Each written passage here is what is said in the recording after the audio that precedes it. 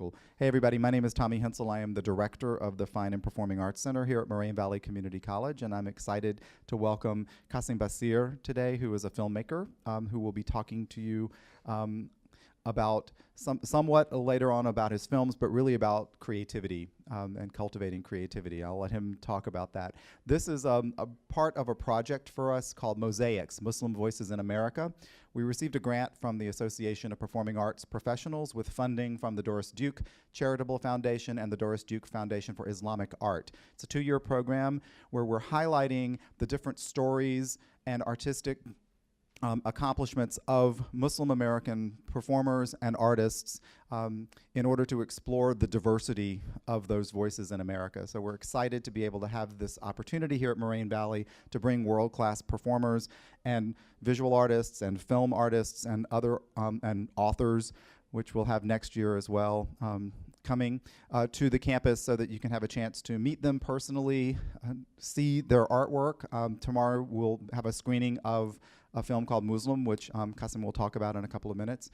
So we hope to see you there tomorrow night. But without further ado, please let me pass this on to our speaker today, Qasim Basir.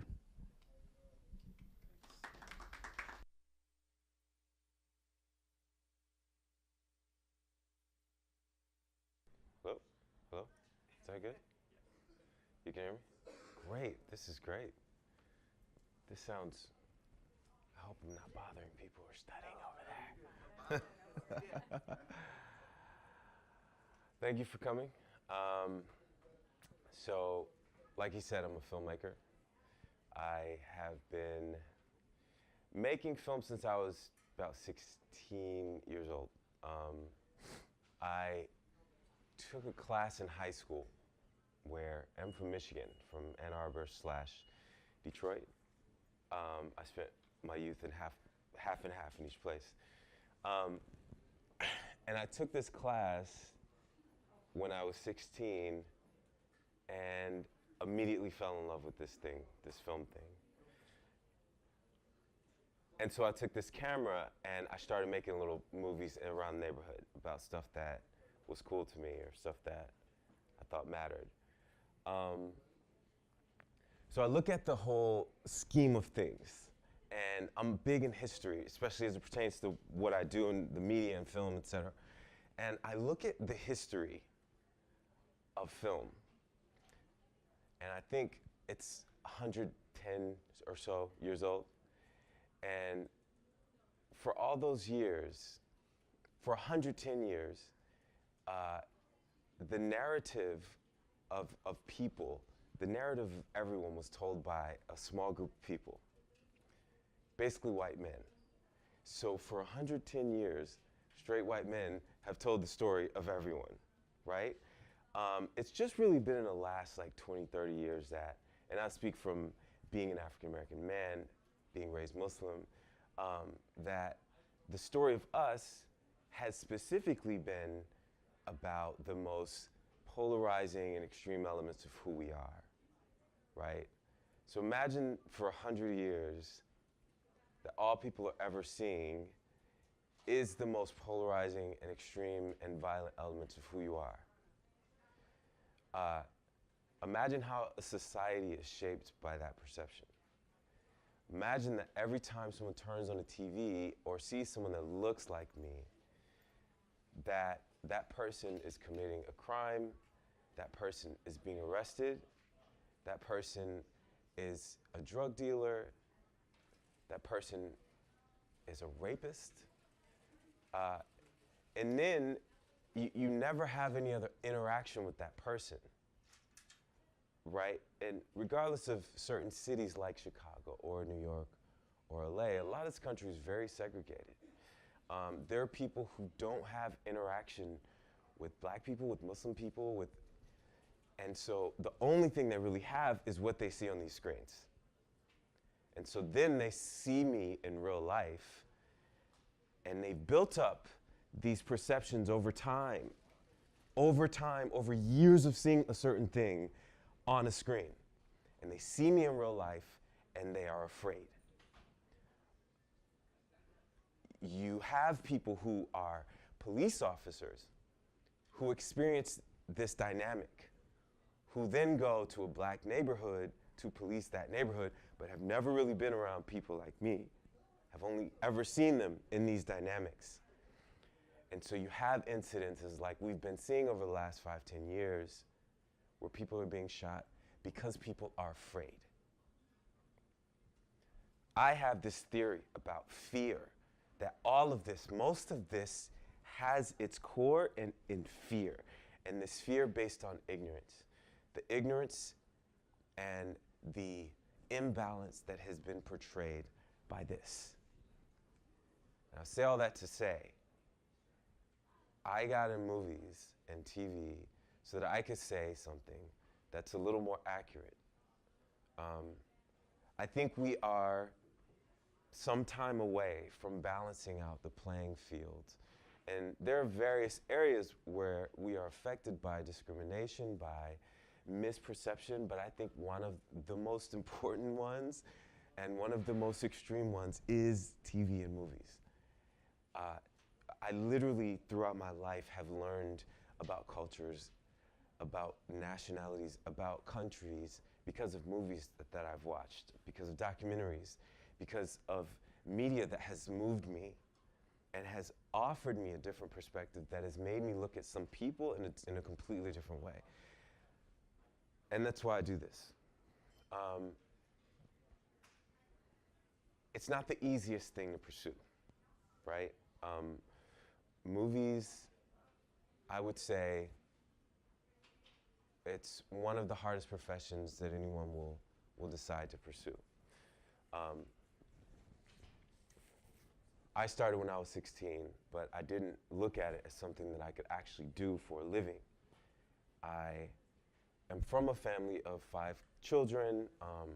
My mom struggled a lot when I was coming up. I think sometimes we're limited to what's in front of us, to what we're able to see, what we can actually grasp, or people who are around us who we see that are successful, etc. I didn't have so much of that coming up. And so I did the movie thing as a hobby, and I went to school to become a lawyer. I actually have a degree in criminal justice and pre-law. And it was not until my senior year, where I was, the summer before my senior year, where I was taking the practice LSAT, and I was scheduled to take the real LSAT months later.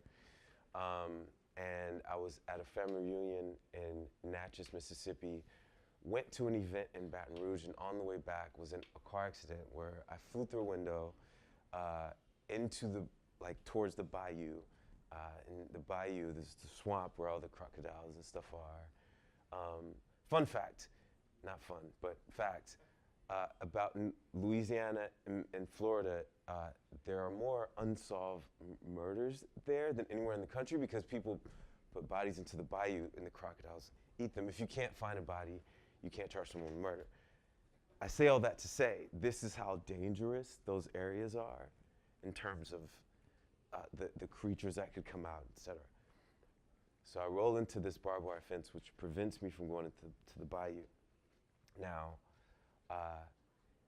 this moment was the most important moment of my life because it was in the hospital after that where I was, didn't know if I would survive or not. Where I thought to myself, like, if I make it through this, I want to do something that matters here. Like, I want to say something to this world. Up until then, my conversations had been limited to like sports and girls, right?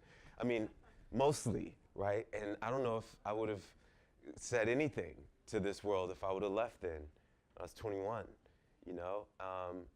And so for this, it was, you know, I prayed about it and I made it through, obviously. And after this, I still got this degree, but pursued the film thing entirely. Now, I think I say it's the most important thing that's ever happened to me because I was able to face something that most people aren't able to face until they're really old, right? And I was presented with this idea of if you don't make it, like you really might not, what would you want your life to have meant on this earth? And I want to say something. You know, I want, by the time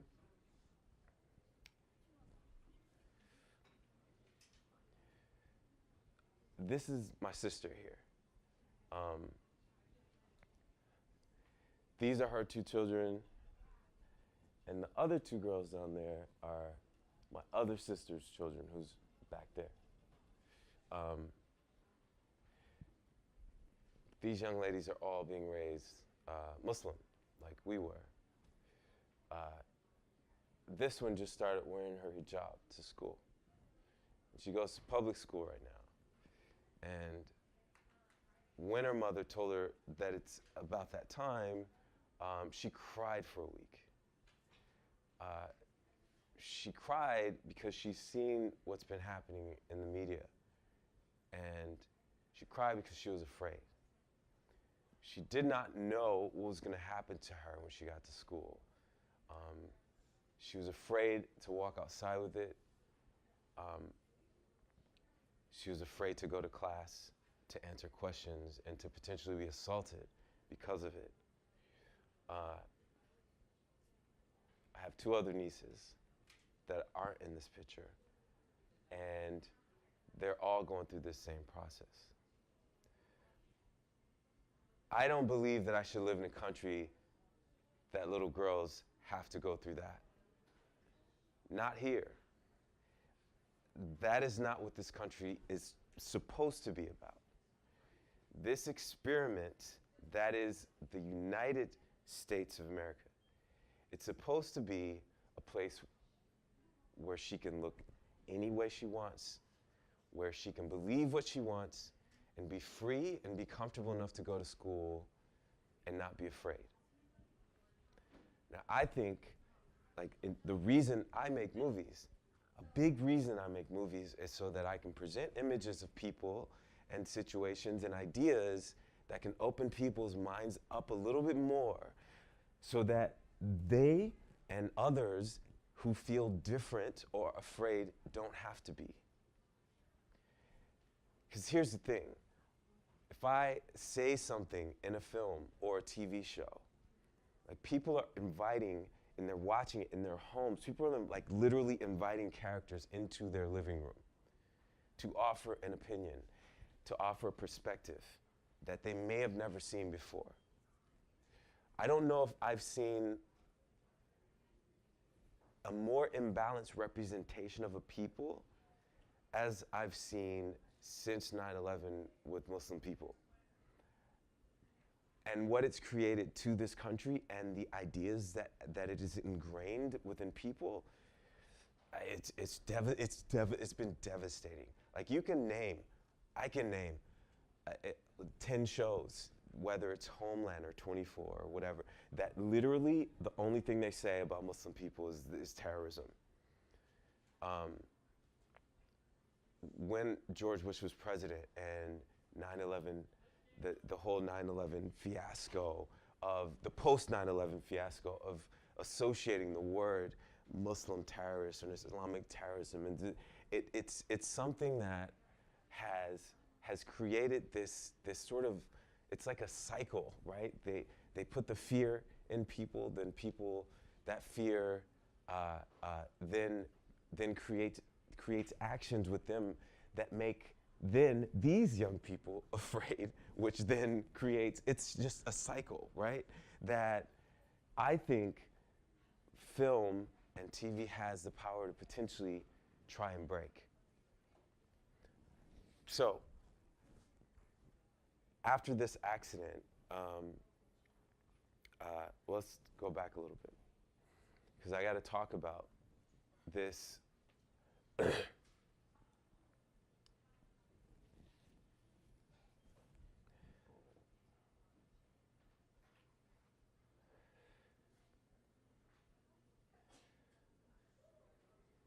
So in this day, my mom was involved in all this, right?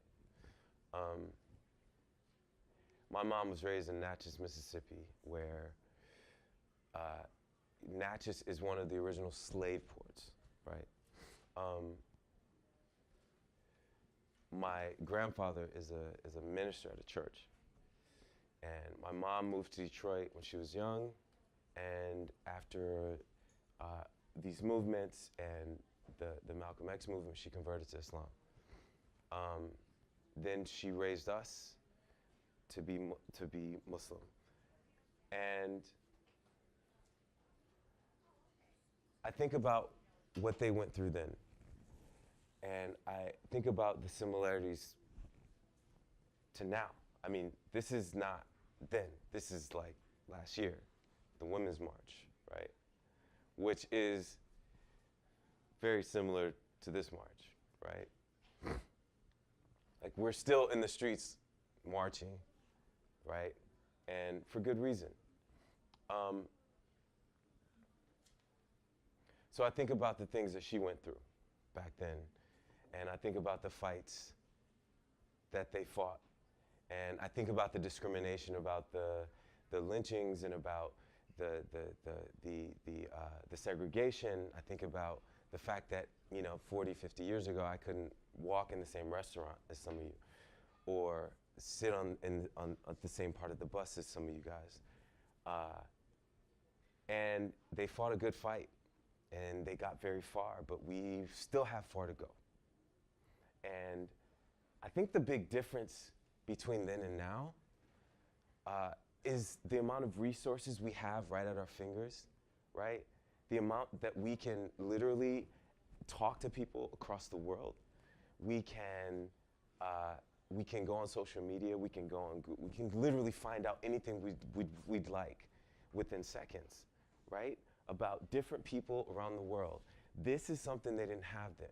Ignorance then was so you were in your community. You basically believed what your parents told you. You believed what your community told you, and you were sort of insulated in a way that we are not now. This is a much more global society, and we're able to find out and learn things that we weren't then. And I think in the way of pursuing creativity, for me, I think that is one of the great ways to say something that can really teach people about other cultures and other religions and other people, right? I think in my journey, what I learned from my mom and what I learned from this movement has made its way into my work, like every bit of it. I'm not sure how many of you have seen Muslim, but it's playing tomorrow. And that film represents a period where, after 9/11, after 9/11, I noticed something that happened in this country that I've seen coming up as, so let's go back a little. I feel like when it comes to ignorance and fear, I feel like I've come up in the two most feared demographics in this country, right? Being Black and Muslim,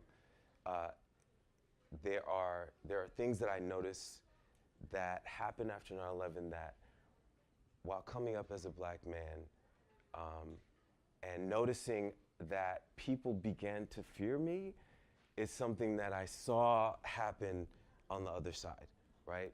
So when I always worked. I used to shovel snow. When we had snow days, I wouldn't go back to sleep. I would go and knock on doors and like, hey, $3, I'll shovel your walkway. And at like 11, 12 years old, make like $90, which at that time was a fortune. And I worked at a grocery store. I'd push carts. And as I'm pushing carts, this grocery store, I would pass by people's doors and they would lock their doors, right? And I'm like, huh. And I think at 14 or so, that's when I started to understand, like, oh, people are afraid of me. Okay, so let me try to take myself down a bit. Let me not speak with my voice. Let me speak a little softer, right? So I won't make you afraid. Even though I have a red vest and I'm pushing carts, okay, fine. When I was 16, I saved up $1,000, bought a car, which one of the proudest moments of my life. Within 10 minutes of driving this car, I had gotten pulled over by the police. And within 5 minutes after that, I'm on the hood of the car like this as they searched the car, because they didn't believe that I was able to buy this, right? This is happening in Ann Arbor, 3 or 4 hours from here. And so after going through a life like these are a few examples, right, of what was sort of built up in me and how I was able to sort of recognize this idea of fear, right? And being an artist, I'm a little hypersensitive to things, so I sort of notice people in a bigger way. So I think it affected me even more. Now, once 9/11 happened, and me having been raised in this community and having known people who are Muslim and having eaten off the same place as people who are Southeast Asian and from the Middle East, et cetera, and watching this society sort of shift its perception like that, it was mind-blowing to me, right? Because I had seen it from this other end, and I'd heard of it from what my mom told me, and then I'm watching it happen again. It's just like, wow, this is a country that's name is literally united. And each time something happens, whether we go back through the history of the Native Americans, of anyone who's come here to this country, there's always been this period of finding someone to discriminate against, finding who's the enemy. And I'm wondering, like, at this point, like, when do we get to the point where we decide something different? Like, when? Is it now? Like, when do we get to the point where we're saying we're not gonna buy it again? We're gonna take this extra step to understand more, to find out more. And it's not the easy thing. Like, this is the hard thing, right? The hard thing is to say to someone that's different than you, like, I don't understand, but I wanna have a conversation with you about it. But the resources we have today allow us to do that. What we have available to us, social media, whatever it is, it's different than it was before. You could not then just say to someone on the other side of the world or on the other side of the country, like, I wanna know more about you. I wanna understand you. But I think that's what it's gonna take. I don't know another way. We have people that are on each side of whatever issue, rallying each other up, preaching to the choir, instilling fear about the other side, right? It's happening now. It's happening on every side of it. And people are becoming more afraid and more secluded in their sides. I think the only real progress is gonna come when we actually start talking to each other. And I'll say again, I'll say 100 times, it's not the easy thing. It's not. It's going to, but I think it's the necessary thing. And in this environment, in a school environment, it's like the best place to do it, right? And it's not another environment that is more open and receptive to conversations that are difficult than one of these. But it's up to us. No one else is going to do it, right? There are leaders in different areas, but this work of actually talking to each other when you have a disagreement, when something is different, it's going to be up to us. And I think call me naive or call me like an idealist, but I actually think this can be the generation to do it. Like, why not? We know history. We know what's happened before. We have the resources at our fingertips, on our phones. It's available to us. The entertainment now is leaning more towards diverse, more towards stories that we haven't heard before. And this is the realm that I want to be in. The realm of telling these stories that matter, that can teach someone something about a people that they didn't know before, so that they could then walk through this life a little more conscious, a little more aware. So my journey as a filmmaker, after going through all this, and like, I look at these things, and I have 100 stories of things that happened, right? And you could use these stories as a victim and say, oh, this happened to me, therefore I cannot. Or perspective says, you can look at them and say, this happened to me, therefore I am empowered by it. It's a choice. Like, we choose how we want to decide to let situations or circumstances determine our lives. Ultimately, it's up to us. So I look at these things and say, okay, these things happened. How can I use them to then say to this world or say to people, there's a better way, right? I chose movies. And the journey, it's not an easy one, or at least it hasn't been for me. Once I chose that, everyone is sort of like, okay, so you're gonna not be a lawyer. Like, no, and in Detroit, it's like, so you're gonna what, make movies? Like, yeah, actually. And so you're not going to law school? No, not happening. Okay. Fortunately, I had a family that was very supportive. My dad didn't really understand it, but my mom did. And supported me, but you know, I don't come from money or anything, so it doesn't mean that she was able to like pay my rent for a year while I tried things. It doesn't happen that way. I had to get odd jobs here and there. Stayed in Detroit a couple more years after I graduated, and made a couple short films there. Made one feature film there, and I literally corralled the community around me and like got all these people together and rented out a theater and had people come to this theater to watch this movie. This movie is called One Nation, Two Worlds. And it's literally about a white guy and a black guy who were both at the same job interview for this law firm. And during the interview, the interviewer asked them questions about their lives, where then we would go back into their lives to see how they got here and show the complete difference of how these two people got to the same place.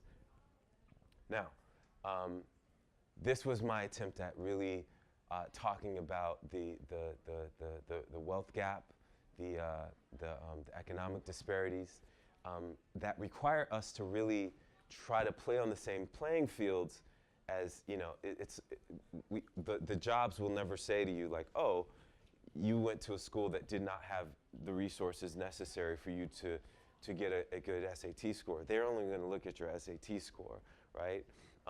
Yet the schools will be drastically different. I mean, even in Chicago, right down the street, we know that to be true, right? So this is a film that, you know, technically wasn't great. I can say that now, looking back on my work. But it was my journey. I didn't go to film school, so I had to make a couple like not so good films before I could, you know, before I could really do anything. So after said film, I was going around Detroit trying to get another film made, and soon realized that it wasn't gonna happen for me there. That I had to go to a bigger market, and I moved to New York City, which New York is everything they say about it is true. You know, if you can make it in New York, you can make it anywhere. If you know, it's one of the most expensive cities on earth. It's one of the most difficult cities to survive in, just in general. But it was necessary for me and my journey as an artist, because when I went there, I had to step my game up. I had to become more knowledgeable. I read everything there is to read about filmmaking. I went to as many networking events as I could, and I met the right people to be able to get my official first film made. And in this time, I made a couple shorts, and that film was called Muslim. And you know, I did this short film competition, which was they asked for short films about the experience of Muslims in America. And I made this 5-minute short, which Danny Glover was one of the judges of the competition. And I said, I'm gonna get into this competition and I'm gonna get the attention of Danny Glover. And that's actually exactly what happened, because my short won the competition and Danny Glover's company then called to ask about the feature. And so I began to work with his company on developing said feature. which eventually became Muslim, and which eventually Danny Glover was an actor in. And that film ended up doing exactly what I wanted it to do. It opened all over the world. And it brought me to many countries with it. I remember being in Rome for premieres, in Sydney, in London, and Cairo, and starting conversations that people have been afraid to have, right? This movie came out 10 years after 9/11, so it was very controversial at the time, even though the movie itself, it's a coming-of-age story of a kid going to college who's been sheltered most of his life and happens to be Muslim. But to society, it's controversial just because the kid is Muslim. So that film, it fostered a lot of conversations. It's fostering the conversations that we're having today and tomorrow, and it's something that has been one of my proudest works, but was not an easy work, right? As I talk about this journey, like I skip over like all the years of struggle and pain, to get the movie made, actually, of the 100 no's of all the investors before I got to a yes. The years in New York where I did not know how I was going to pay rent or buy groceries and all that. But I guess that's what it takes, or at least what it took for me to go down this road of being an artist. The road of lawyer, it's pretty standard. It's ABC, and once you get your Juris Doctor, it's pretty guaranteed if you did okay to good, that you'll probably get a job. It's not that way in this business. There are no guarantees. I think that's the biggest part of this. You could really be great at this, and you might not make it. And that kind of gamble is something that I think takes. I think if any of you are considering taking it, I think it's such a brave journey to say, I'm not sure if this is even going to work out ever, but I'm actually going to try this, right? I've found in my years of doing this that it takes a lot more than just talent.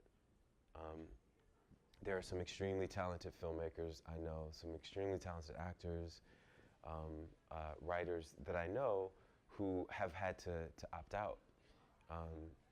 There's a thing about timing, there's a thing about momentum, there's a thing about advocacy, mentorship. I mean, there's all these levels that this business requires that I did not know going into it.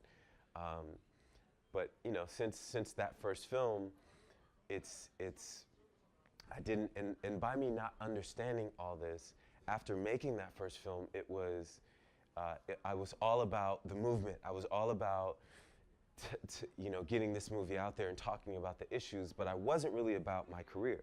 I wasn't really about finding an agent and a manager and going to LA. And at this point, I had only been to LA maybe once. And so in that way, once the momentum for the movie sort of died out, it was that much more difficult to get my second movie made, which is called Destined. And if you look at my, there's a website called IMDb, which is Internet Movie Database. And if you look at my IMDb page, there's about 5 years between my first and second movie. And that is primarily because of what I just said. It's like that time of going around the world, premiering this movie, talking about the issues, having events like these at schools around the country.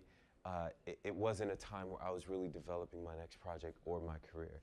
So it was much more difficult to find my way again to that next film.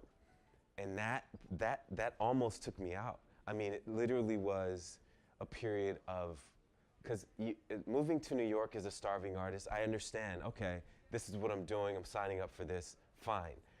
It's another thing to have a success and then go back down to starving artist. which is a whole nother thing. Because that includes like now saying, you know, you have your ego involved and you have your, well, I made a movie and, you know, and there's all of that stuff. And, well, I can't get this meeting with that person, or well, do you have an agent? And, you know, and then coming to LA and people sort of being a little afraid of you because the stuff you're talking about is a little controversial. And, you know, all of these elements which, again, almost took me out. But I held on to these beliefs and these ideas that I have from, you know, and I leave this image up here because I always think about my mom when I go back to that. And to know that she was, I don't think she was at this one specifically, but to know that she was at marches like these and that she was doing the work. And my work, you know, all these people were at risk of like dying, and most of them did, actually, because of what they were saying, were actually killed for it. Me starving a little and struggling with rent sometimes paled in comparison of what the movement was then. I think the movement is different now. I think all of this is part of it. I think social media is part of it. I think Twitter is part of it. I think movies are part of it.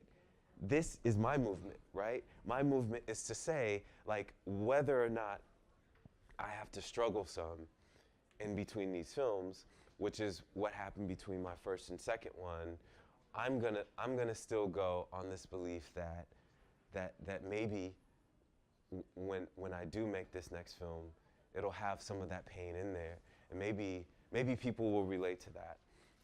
So my years of between Muslim and Destined, of first coming out to LA, of first understanding how the industry was supposed to work, of also understanding that it's not all about the talent.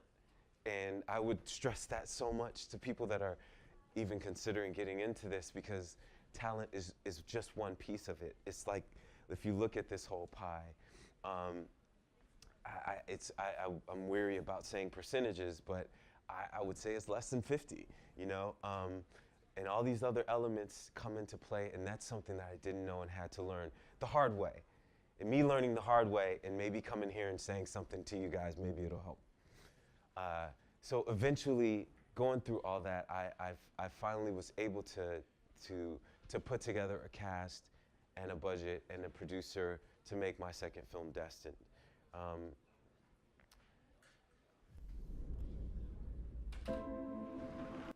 Now this is my second film, Destined.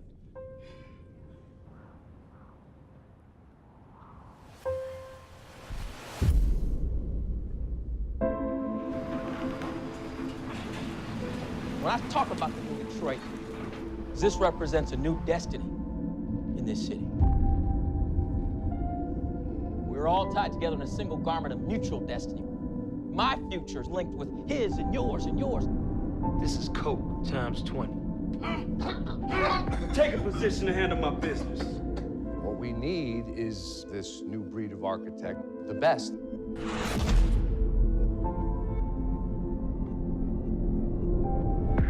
It's designed at the community center down at the Brewster Projects. What were you doing down in that neighborhood? I'm from there. What's young and white, 90%, man? New heroin use. The demand is here and the supply's coming. The person that we are naming as lead architect. The vision behind the new Brewster homes, Mr. Rashid Smith.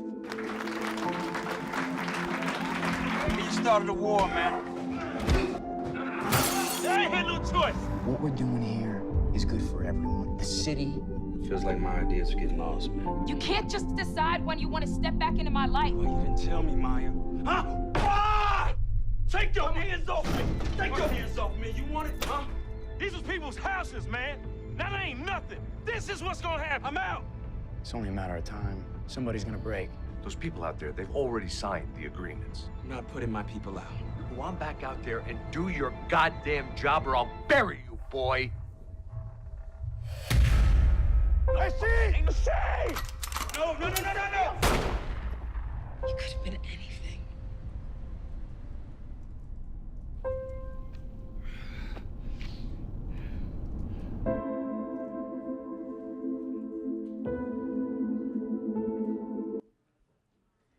So that thanks. That's a trailer for my second film, Destin, which is it came out in a limited theatrical late last year, and it's currently on VOD and iTunes and Amazon and all that. So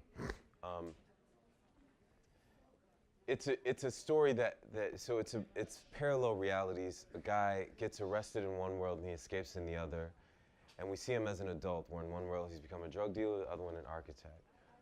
It talks about our choices and how they ultimately create our destiny, right? I think that we're all here for something. I think that we're moving closer to it or further away. And I think it's completely up to us. Obviously, our circumstances matter. What's happened to us matter. Where we're from matters. Our parents matter. But ultimately, like, it's up to us to decide. And that's what that movie explores, right? The movie, we did 9 film festivals. It won 9 awards, which was pretty amazing. And again, that whole journey between Muslim and Destin, the pain, the not knowing whether I was going to make a film again, the journey, it all made its way into this film. And I think the lead actor, Corey Hardwick, brilliantly portrays those actors or those two journeys, and said a lot through this film that I was feeling in here, right? And that's what this stuff is about. Creativity. I mean, if you think about any artists, all the greats, I mean, so many of them have had so much pain. So many of them have died young, have committed suicide, have had drinking problems, have gone through all this, because I think, and I can't speak for all of them, I can just really speak for myself, but the amount that this business throws at you, the amount that the creative journey throws at you, I think it's a lot more than a normal field that you'd go in. But I think it's a lot more rewarding too. Actually, I know it is, right? Like, I just, like the moments of sitting in a theater and actually watching people watch something that came out of nowhere. Like, I think about these films, like, it literally came out of nowhere, right? Whatever you believe in, so like God, the universe, it's this idea that comes, and then you write this idea, and you get people together to go on a journey to then create this idea, and then you present this idea to people. And then people take these ideas that could essentially change their mind about something, that might change their life. When I watched Malcolm X when I was a kid, that movie kind of changed my life.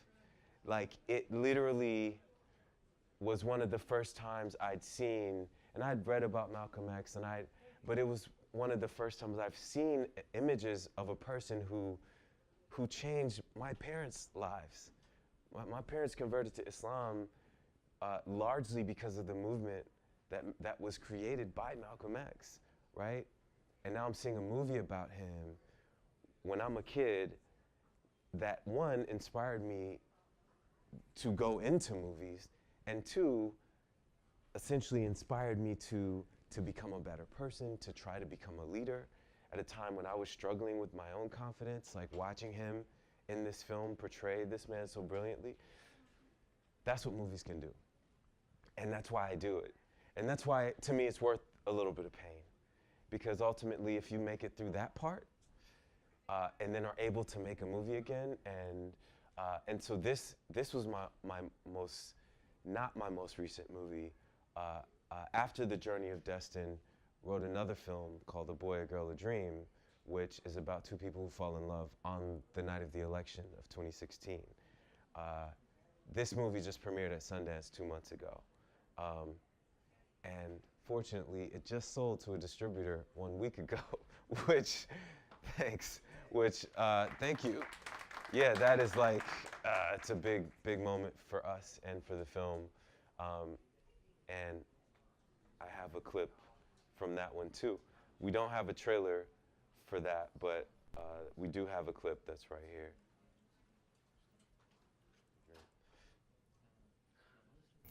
Just show me, like. No, it's nothing. Can you turn it up? So just very dialogue. What? Yo.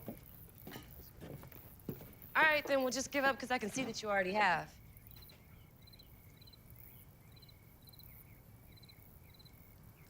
What'd you say to me? What about that script that actress asked about? Your film that everybody's waiting to see. It's all over you, like, you came out here to do something. Now you're just giving up.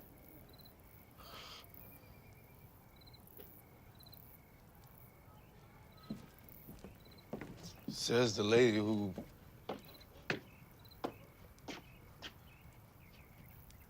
You're not even trying to follow your dream. Give me a break. What do you mean? What I mean, you're not trying to follow your dream. Yeah, You're living but all safe. You go back to your little comfy boredom, basic, what, 9 to 5? You kidding me? Telling me I'm giving up? Fuck out of here. Come okay. on. So now you know my life. Yeah, I do. You do? You I know do my your life, really? Yeah, because I live here. The city of dreams, right? He'd be like, girl, let's go to L.A. Let's go to New York. Let's go to Miami. But, whoa, let's not go too crazy. Like, let's not get free. What you trying to say, you're free? Yeah, Are you free? I am. Really? Yeah. Really? Yeah, really. I'm getting mine, yeah.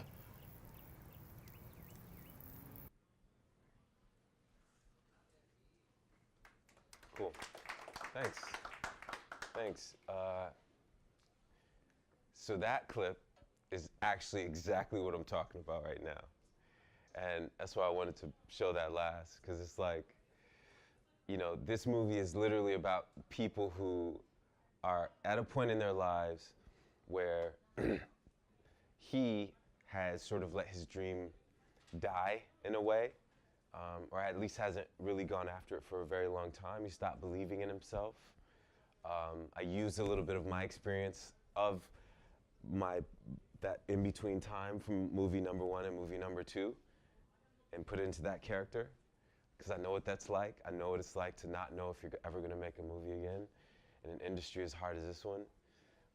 And she plays a lawyer, the lawyer I never became, who lives in Ohio, or in Michigan, who's visiting LA, and is extremely unhappy with her life, but is doing it because she feels like it's just what you're supposed to do. And they meet each other on the election night of 2016, which was a very polarizing night. It's very intense in a lot of ways, but I think on that night, a lot of people took inventory of where they are in life and what they're doing, and if it's the right thing that they should be doing. And so this scene represents a culmination of them throughout the night having various conversations about the merits of what they're doing and what they potentially, what is going to potentially make them happy. And so every movie I make has it's all about what I'm going through. You know, it's like literally if I didn't do this stuff, I'd be mad. I'd be crazy. And I'm still a little crazy.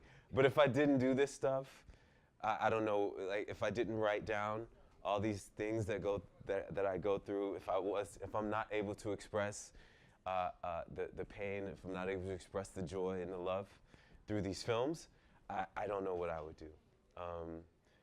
And so for me, you know, it's been the greatest gifts I could ever imagine, to be able to have these ideas that come to me, to write these ideas down, to create them with all these talented people, and then present them to you and whoever else decides to watch them, and hope that they say something enough to potentially make a difference here. And that's my journey. And I'd love to have a conversation with you guys about it. Thank you. Anybody who has a question, I have a microphone. I know you had a question over here. Oh, Okay. who had a question? Oh,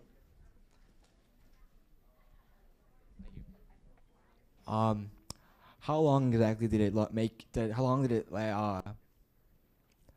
for your movie? Like you said before, how long was the process? How long did it last for you to make it?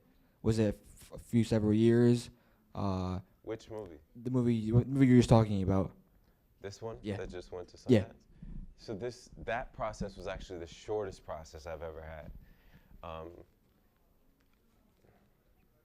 So I think that we tell ourselves things sometimes when we're very young, and life presents us with things, and we always find evidence for what we're looking for, right? If you think the world is beautiful, you can find evidence for that. If you think the world is awful, you can obviously find evidence for that. And I'm getting to the answer. So I think I said to myself early on, or based on what I went through going to New York and the struggle and the pain after the first movie and then the struggle and the pain, that with movies comes struggle and pain. That this idea that, oh man, I'm writing a script, so now I have to go through this whole big dark journey of, I think I broke that cycle with this movie. Because this time, after doing some intense sort of self-work and saying, you know what, it doesn't have to be pain and struggle. I'm gonna write a thing that I can make pretty fast, that is not gonna take a big budget. Like, I'll call a couple actors that I know, and I called this producer who happened to be specifically looking for something that was a smaller budget that we could shoot pretty quickly. And he literally found the money in like a month or two. And this movie we actually shot a year ago, April 10th. Yeah. And so it's literally just been a year. It's been less than a year. What is it, the 3rd today? 4th? It's been less than a year since we shot this. So we shot it in April. Sundance called in November. We premiered in January. We sent it to Sundance in September. They called in November. We premiered in January. And January 22nd was our world premiere. And you know, when you go to a festival like Sundance, it's one thing to get in, and everyone's like, "Amazing, you got into Sundance." It's like in the independent film world, every single filmmaker wants to go to Sundance. It's what it is. You know what I mean? And so to get into Sundance in itself is amazing. But then once you get in, you got to sell your movie. So all these distributors show up, and they decide, you know, they sit in the theater, like, you know, after your movie, you have a sales agent there trying to sell it. Since Sundance, we left Sundance with 4 offers for the movie, but we didn't think they were good enough. We thought the movie was worth a little more. And so we held out, and because we held out, we got the offer that was actually amazing, and we just sold it last week. And this movie's gonna be coming out in theaters in July. So, yeah, thanks. We'll go see it. Hey, it seems like a central thesis to your work is to follow your dreams and to not accept the labels that society places on you. Yeah. But there's always a sort of shaky uneasiness to traveling the path less traveled. What does it do for your confidence as a filmmaker to receive acknowledgement from Sundance? Oh, it's everything. It's everything, man. Artists, we are, gosh, we're the most, or at least me, I'm the most like, so you speak about confidence. I think whenever someone asks me, and maybe someone asked me today, I'll just tell you now, well, what advice would you give? Blah, blah, blah. I always say, keep yourself intact, right? And what I mean is, when you're in an industry like this, I look at this akin to, let's say I played football. So like, let's say sports. If you play football, if you play touch football every Sunday or whatever with some friends, you don't have to do anything. You just show up and you play. It's fun, it's cool, whatever. No one cares, really. It's just an ego thing between you and your friends, but no one cares. Probably there's 10 people there watching. Maybe your girlfriend's there. Then you got this next level where it's like, you know, flag football. Maybe you guys practice once a week or whatever, right? It's a little more difficult. They have tournaments and teams and all that. So maybe you work out a little bit. Then if you go to NFL, like your whole life is about staying in shape. It's about what you put in your body. Because on those Sundays, when you go and play against those other men, you might break your neck. Like you literally, if you're not ready, if you're not prepared, you literally might never walk again. I say that to say, this stuff that we do as filmmakers, this is like the professional sports of it all, right? If I worked in a factory, it would be the, you know, flag football. Fine, I could just show up at work. I don't have to like think about it. And when I leave, and I'm nothing against anybody working in a factory, it's great. But I mean, but for me, I don't have to do much self-work, or like, I just show up at work, I do my job, I go home. But for this, I need to like, to empower myself, and that version of empowerment is different for different people. For me, it means meditation, it means physically working out, actually, it means, you know, paying attention to the food I put in my, because all of it, mind, body, spirit, means that I am focused and strong enough to go into this stuff. I say all that to say, that gets you to the point where you're able to get into Sundance, right? Because the no's sometimes take people out.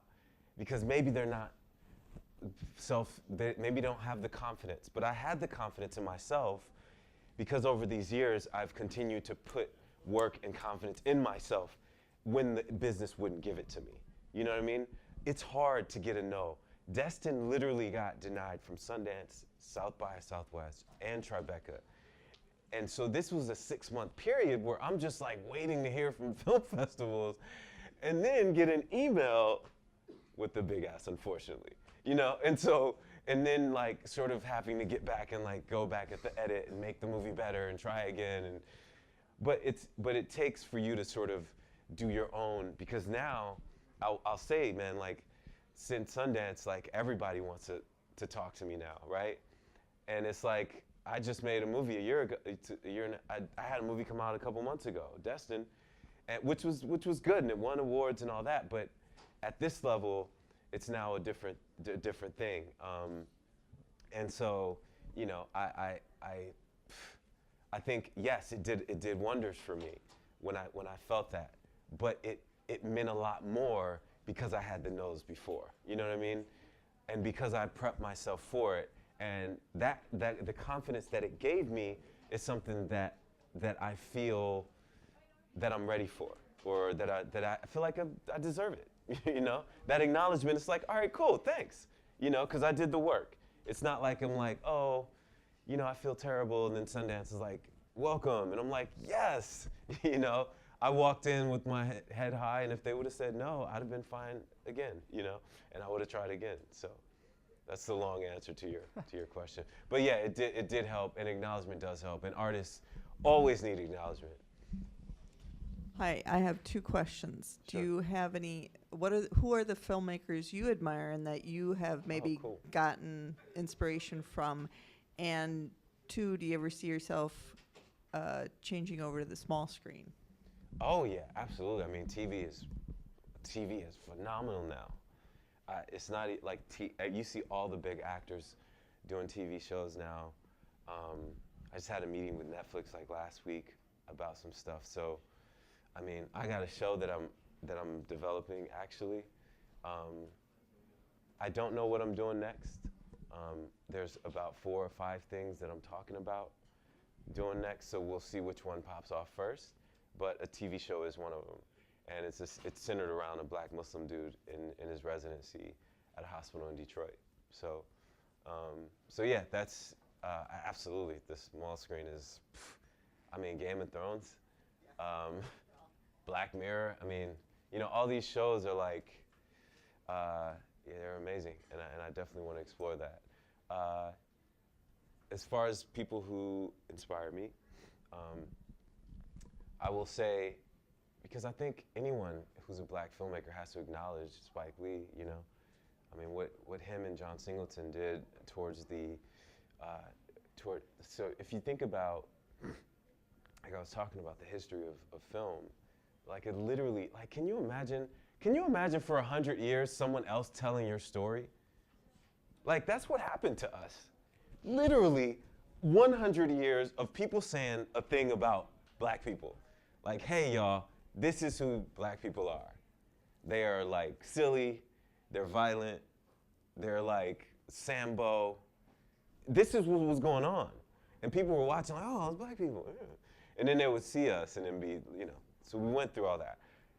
But then Spike Lee and John Singleton came and they were like, hey, we're gonna make a movie every year that shows that we're normal, that we fall in love, that, you know, that we have issues, that some of us live in the hood, some of us date white women, you know, there is all, and I'm referencing each one of their movies when I say that, but there's all these, they literally changed the game. And so I think in the last 5-10 years, we've been seeing a lot more movies from a lot more African-American artists. But I think for a while, it was literally like Singleton and Spike. And so I gotta acknowledge those two. I've talked to John Singleton about a couple projects. But in terms of people now who I'm inspired by is, I think, I love what Guillermo del Toro's doing. I love this idea of fantasy, you know. I try to play with it a bit with my films, with Destined, you know, the parallel reality thing. I definitely want to get into some more fantasy sci-fi type stuff. One of the films I'm developing now is actually, it's like an AI kind of Ex Machina Terminator kind of movie. So I really appreciate what he's able to do with things like The Shape of Water and a few other of his films. I like Alfonso Cuarón. Children of Men is one of my favorite films. Gravity, I love that movie, and some other films. Iñárritu. A lot of Mexican directors are actually inspired. I'm actually inspired by, which is just kind of cool. So, yeah, those are some of my people. Yeah. Other questions? I have the mic. You can just, I mean, you're, okay. Hi. So how long do you think you can jump into Hollywood and to get the Oscar rewards in your mind? Say that again? How long it take you to jump to Hollywood and to get the Oscar rewards? I know it's really hard, so I want to know about this, actually. I don't know, man. That's, how long does it take to get to Hollywood? Well, actually, you just got to move there, and then you'll be in Hollywood, you know? But it's, to get to, like, actually be in the movie business, you just got to make something, and make something of note, you know? I think there's a thing happening now where the resources are the material it takes to make a movie is it's much cheaper now, right? You can make a movie on your iPhone if you want. It's like anybody can make a movie. And there are a lot of people who are making movies that aren't necessarily that good, right? And I think what sets people apart sometimes is really having the people around you that could tell you the truth, that could give you constructive criticism, right?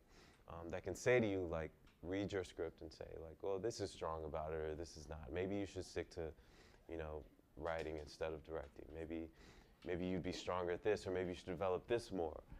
Because you got a lot of stuff that's out there just for the sake of being out there. That doesn't make you Hollywood, right? That doesn't really get you very far. It might get you some views on YouTube or in your friends and family circle, which is fine, which might give you the confidence to go forward. It certainly did for me when I was in Detroit, and having screenings at these theaters. All those people who came to support, half of it was them just saying, like, oh, you're making movies, you're trying something that most people don't do. So, you know, it was great for me at the time, but they weren't the people who were really giving me that constructive criticism and saying, actually, you know, here are some notes. Here's how you can make this better, et cetera, et cetera. So you know, there's a difference between just making stuff or making stuff of note that has merit, that is actually good and resonates with people. And I think that's the difference between just being someone who's playing around with it and being someone who's actually making films that's in Hollywood. So the time, you know, the time just depends on whenever you get to that place. Question over here. I have one too, as we're heading over there. Just a quick question. Do you think it was a pro or a con or a combination that you didn't go to film school? You know, I think it's both. I think in retrospect, I would have gone to film school, just to be straight. Like, in you know, it's, and mostly because of the connections you make there. I think I did fine in the way of learning how to make movies, but the network is vast, especially if you go somewhere like USC or Columbia or NYU. Like these places, you know, if you're at NYU, Spike Lee is one of your teachers, right? Spike Lee is literally teaching at NYU, and so you know you forge these connections that, like, I find, and as I'm in the business now, I find that all these people who are working together, they went to school together. And when you're at USC, you have people like Steven Spielberg coming in and doing talks and talking to the kids after school and, you know, all that, like, which I didn't realize before. And, you know, I ended up fine. But I probably, in retrospect, I'd probably go to film school. Yeah. Actually, going off what he said about the Oscars and making it to Hollywood, did you actually watch the Oscars recently? Yeah. Jordan Peele, he actually won Best Original Screenplay for The Get Out. Yeah. That must have been really inspiring for you. Honestly, like it did. I watched it back, and it was a great film. Yeah, it was terrific. I mean, so I'm really excited about breaking these boundaries, right? Like I talk about the last 20 or 30 years since we've consistently been having films from people of color, right? And I think in that way, we've still sort of been limited in the kind of films we make, right? And I think just in terms of horror, in terms of sci-fi, fantasy, et cetera, I'm really excited to see where that's going and to participate in it. Jordan Peele obviously is one of those people who made a film that most of the time you don't see from filmmakers of color. And obviously you see what it did. It's one of the most successful movies of last year, and it won an Academy Award. It does not get better than that. And the same with Black Panther. It's like people were like, you know, I didn't even realize, and I think it doesn't even occur to us sometimes how much we need that, like how much we need that kind of representation. Because my whole life, I was watching all my white friends like, oh, you get to be Superman, Batman, Spider-Man, you know, Wolverine, man, whatever, man. And I'm just like, all right, I guess that's cool. You get to see yourself as a superhero 1,000 times. And then finally in my mid-30s, I'm like, oh, wow. Oh, my God. I didn't realize I needed to see that, too. I need to be that, too. My kids, I don't have kids yet, but when I do, I want them to see themselves as superheroes, too. Like, you know, and that's in the same way. I want to see a black dude as Ryan Gosling in Blade Runner too. You know what I mean? I want to see like I said, this AI thing I'm working on. It's a black and white lead, but I think, you know, that's the kind of stuff I want to jump into. But I was very proud of Jordan, and I mean, it's just like, it's amazing, man. It's amazing to see. But it's still, we're in 2018, and it's the first time a black dude has won for screenplay. It's kind of wild to me, you know. But hey, it is what it is. Yeah. Other questions, anyone? Is there one particular film that has come out in the last 110 years that you would remake from a black Muslim perspective? Or I'd remake Malcolm X. I'm already in the works for trying to do that. I actually want to do like a Malcolm X Dr. King movie, just sort of in a very grounded way of like really discussing their differences of perceptions of the movement and how they want to go about it. And so, you know, I think that could be really interesting. a Martin Luther King, Malcolm X movie that specifically talks about their differences and going about the movement. So, yeah, that's the one I'd want to make, and I'm pursuing now. Yeah. I was just curious about a little more about your Detroit roots. Your next project, you said you're thinking about, it's something with Detroit. Do you tap into Detroit talent? Do you have people from there? Is it like how required, everybody goes to LA or New York? No, Or what do you think about that? So Destin was shot in Detroit.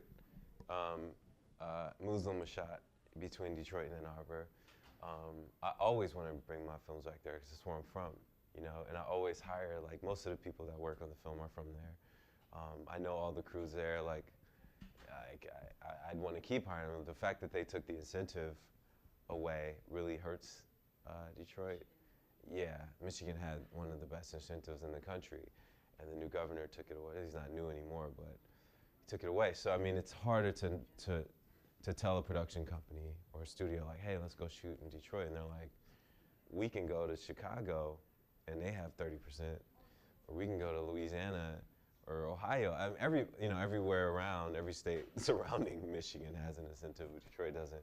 And I don't think me saying the aesthetic is strong is enough for them to go when money's on the line, because the producers are all about that piece. Cool. I just want to remind everybody that the film screening of Muslim is tomorrow night at 7 o'clock in the Dorothy Maker Theater. It's free. So please, come, bring your friends, bring your family. Qasim will be there so he can do a question and answer after the show.